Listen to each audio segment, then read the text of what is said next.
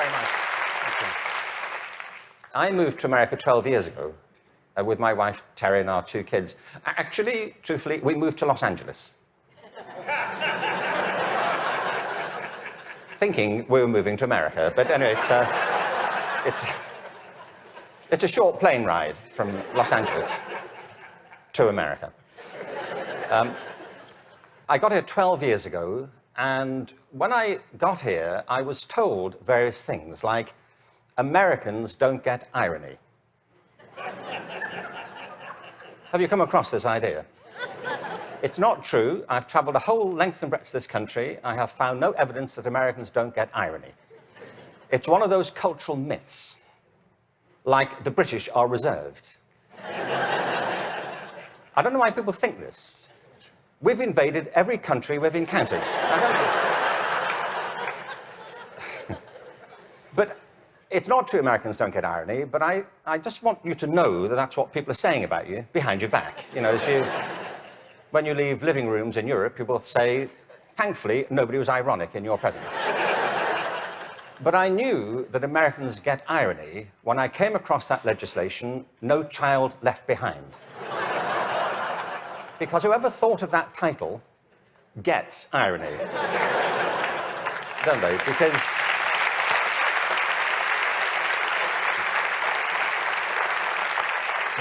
Because it's leaving millions of children behind.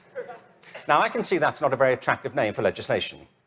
Millions of children left behind. I can see that. What's the plan? Well, we propose to leave millions of children behind, and here's how it's going to work. And it's working beautifully. In some parts of the country, 60% of kids drop out of high school.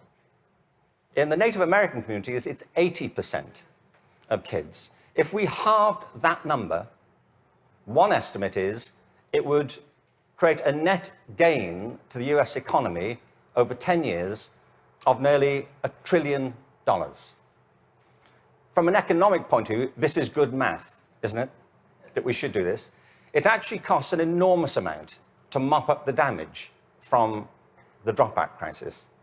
But the dropout crisis is just the tip of an iceberg. What it doesn't count are all the kids who are in school but being disengaged from it, who don't enjoy it, who don't get any real benefit from it. And the reason is not that we're not spending enough money. America spends more money on education than most other countries. Class sizes are smaller than in many countries.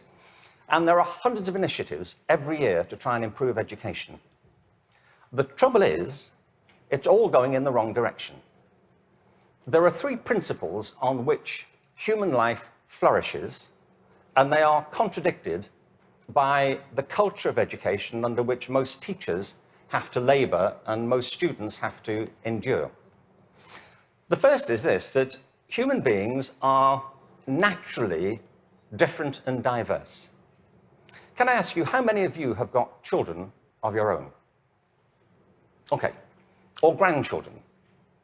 How about 2 children or more? Right. And the rest of you have seen such children?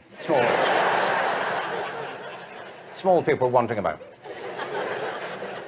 I will make you a bet, and I'm confident I will win the bet. If you've got 2 children or more, I bet you they are completely different from each other, aren't they? Aren't they? You would never confuse them, would you? Like, which one are you? Remind me. Your mother and I are going to introduce some color-coding system so we don't get confused. Education under No Child Left Behind is based on not diversity, but conformity. What schools are encouraged to do is to find out what kids can do across a very narrow spectrum of achievement. One of the effects of No Child Left Behind has been to narrow the focus onto the so-called STEM disciplines. They're very important. I'm not here to argue against science and math. On the contrary, they're necessary, but they're not sufficient. A real education has to give equal weight to the arts, the humanities, to physical education. An awful lot of kids... Sorry, thank you.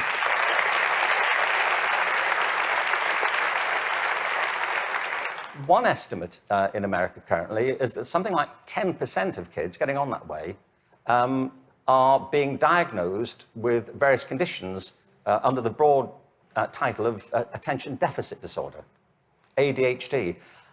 I'm not saying there's no such thing. I just don't believe it's an epidemic like this. If you sit kids down hour after hour doing low-grade clerical work, don't be surprised if they start to fidget, you know.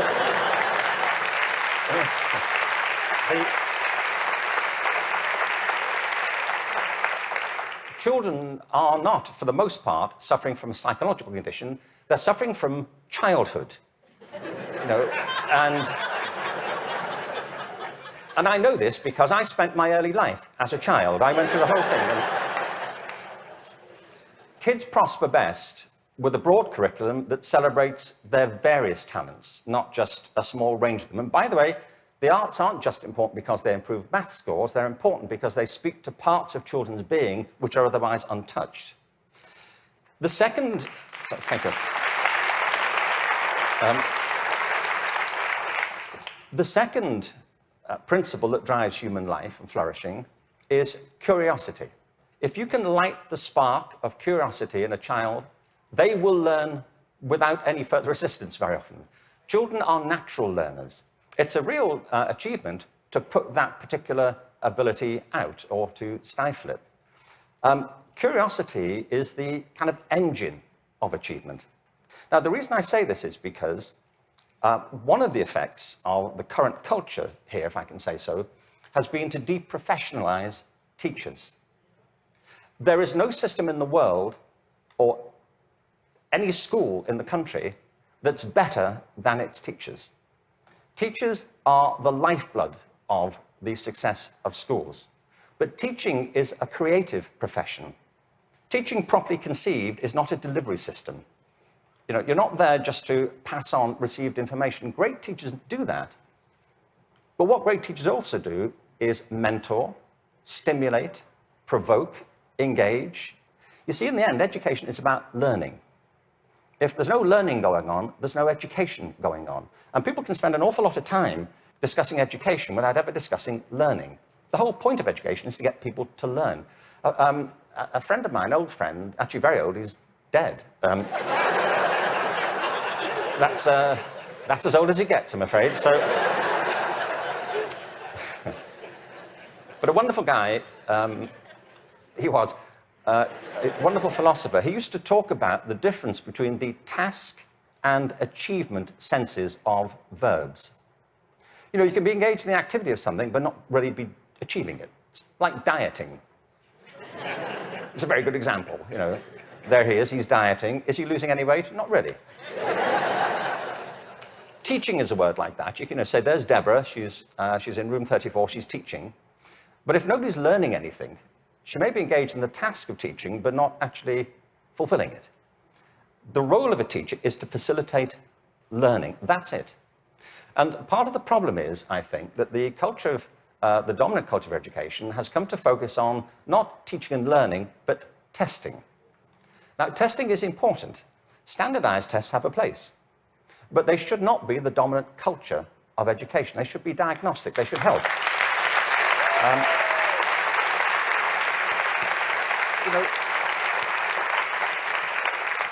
if I go for a medical examination, I want some standardized tests. I do. You know, I want to know what my cholesterol level is compared to everybody else's on a standard scale. I don't want to be told on some scale my doctor invented in the car. You know, your cholesterol is what I call level orange. Really? Is that good? We don't know. But all that should support learning. It shouldn't obstruct it, which of course it often does. So in place of curiosity, what we have is a culture of compliance. Our children and teachers are encouraged to follow kind of routine algorithms rather than to excite that power of imagination and curiosity. And the third principle is this, that human life is inherently creative. It's why we all have different resumes. We create our lives and we can recreate them as we go through them. It's the common currency of being a human being. It's why human culture is so interesting and diverse and dynamic. I mean, other animals may well have imaginations and creativity, but it's not so much in evidence, is it, as ours. I mean, you may have a dog, you know, and your dog may get depressed. You know, but it doesn't listen to Radiohead, does it? And,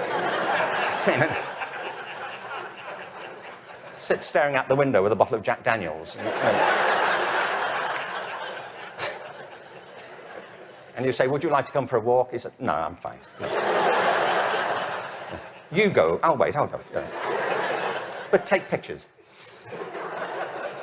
We all create our own lives through this restless process of imagining alternatives and possibilities, and one of the roles of education is to awaken and develop these powers of creativity. Instead, what we have is a culture of standardization. Now, it doesn't have to be that way. It really doesn't. Finland regularly comes out top in math, science, and reading. Now, we only know that's what they do well at because that's all that's being tested currently. That's one of the problems of the tests. They don't look for other things that matter just as much. The thing about the work in Finland is this. They don't obsess about those disciplines. They have a very broad approach to education, which includes humanities, physical education, the arts. Second, there is no standardized testing in Finland. I mean, there's a bit, but it's not what gets people up in the morning. It's not what keeps them at their desks. And the third thing is, I was at a meeting recently with some people from Finland, actual Finnish people, and so somebody from the American system was saying to the people in Finland, what do you do about the dropout rate in Finland? And they all looked a bit bemused and said, well, we don't have one. Why would you drop out? If people are in trouble, we get them quite quickly and help them and we support them. Now, people always say, well, you know, you can't compare Finland to America. No, I think there's a population of around 5 million in Finland. But you can compare it to a state in America. Many states in America have fewer people in them than that. I mean, I've been to some states in America, and I was the only person there. Really. Really, I was asked to lock up when I left. But what all the high-performing systems in the world do is currently what is not evident, sadly, across the systems in America. I mean, as a whole. One is this. They individualize teaching and learning. They recognize that it's students who are learning, and the system has to engage them, their curiosity, their individuality, and their creativity. That's how you get them to learn. The second is that they attribute a very high status to the teaching profession. They recognize that you can't improve education if you don't pick great people to teach and if you don't keep giving them constant support and professional development. Investing in professional development is not a cost, it's an investment. And every other country that's succeeding well knows that, whether it's Australia, Canada, South Korea, Singapore, Hong Kong, or Shanghai. They know that to be the case. And the third is they devolve responsibility to the school level for getting the job done. You see, there's a big difference here between going into a mode of command and control in education. That's what happens in some systems. You know, central governments decide or state governments decide, they know best and they're going to tell you what to do. The trouble is that education doesn't go on in the committee rooms of our legislative buildings. It happens in classrooms and schools. And the people who do it are the teachers and the students. And if you remove their discretion, it stops working. You have to put it back to the people.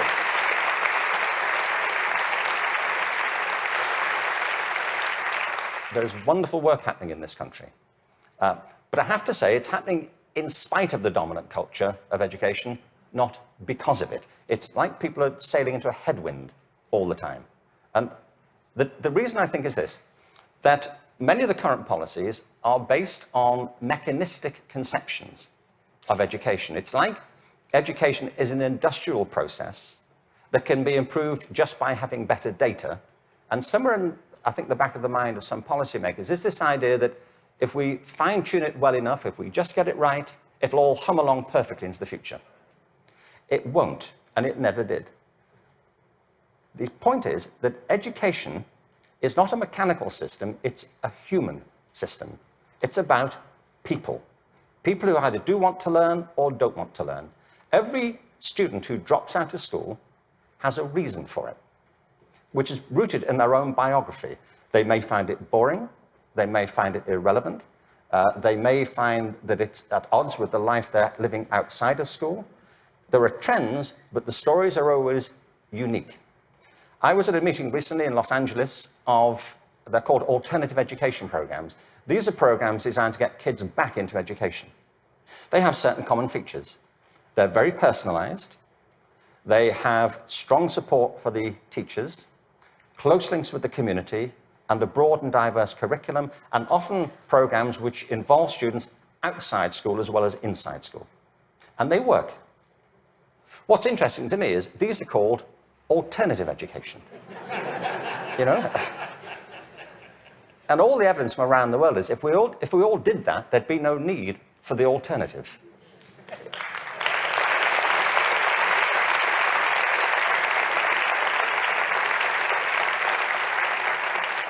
So I think we have to embrace a different metaphor. We have to recognize that it's a human system and there are conditions under which people thrive and conditions under which they don't. We are, after all, organic creatures. And the culture of the school is absolutely essential. Culture is an organic term, isn't it? Not far from where I live is a place called Death Valley. Death Valley is the hottest, driest place in America, and nothing grows there. Nothing grows there because it doesn't rain, hence Death Valley. In the winter of 2004, it rained in Death Valley. 7 inches of rain fell over a very short period. And in the spring of 2005, there was a phenomenon. The whole floor of Death Valley was carpeted in flowers for a while. What it proved is this, that Death Valley isn't dead. It's dormant. Right beneath the surface are these seeds of possibility, waiting for the right conditions to come about. And with organic systems, if the conditions are right, life is inevitable. It happens all the time. You take an area, a school, a district, you change the conditions, give people a different sense of possibility, a different set of expectations, a broader range of opportunities. You cherish and value the relationships between teachers and learners. You offer people discretion to be creative and to innovate in what they do. And schools that were once bereft spring to life. Great leaders know that. The real role of leadership in education, and I think it's true at the national level, the state level, at the school level, is not and should not be command and control. The real role of leadership is climate control, creating a climate of possibility. And if you do that, people will rise to it and achieve things that you completely did not anticipate and couldn't have expected. There's a wonderful quote from Benjamin Franklin. There are 3 sorts of people in the world. Those who are immovable, people who don't get it, they don't want to get it, they're not going to do anything about it. There are people who are movable, people who see the need for change and are prepared to listen to it. And there are people who move, people who make things happen. And if we can encourage more people, that will be a movement. And if the movement is strong enough, that's, in the best sense of the word, a revolution. And that's what we need. Thank you very much.